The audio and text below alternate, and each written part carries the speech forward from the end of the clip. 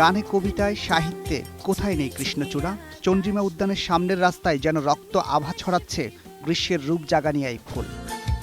কৃষ্ণচূড়ার ঠিক পাশে সগৌরবে দাঁড়িয়ে লাল হলদেটে রাধাচূড়া দুলছে বৈশাখের দুরন্ত বাতাসে।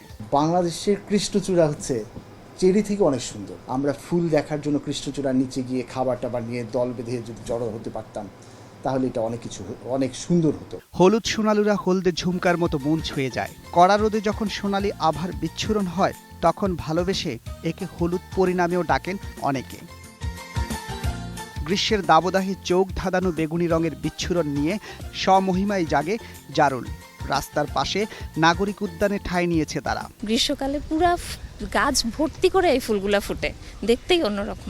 এপ্রিলেও নগরীর কোথাও কোথাও মাথা উঁচু করে উঁকি দেয় মেয়ে ফুল। অনিন্দ্য সুন্দর নাগলিঙ্গমের ছড়াছড়ি নেই এই শহরে, তবে শেরেবাংলা কৃষি বিশ্ববিদ্যালয়ের কয়েকটি গাছে ঠিকই এই অপসরীর মনোমোহিনী বিস্তার। গ্রীষ্মের ফুল হিসেবে অতুলনীয় রেইনট্রি, সোনালুর মতোই রাস্তার ধারে হলুদের আভা ছড়ায় তারা।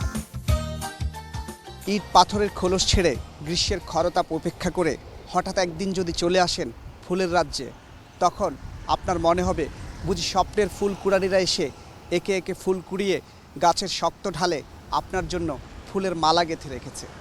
রাকিব হাসান, একুশে টেলিভিশন, ঢাকা।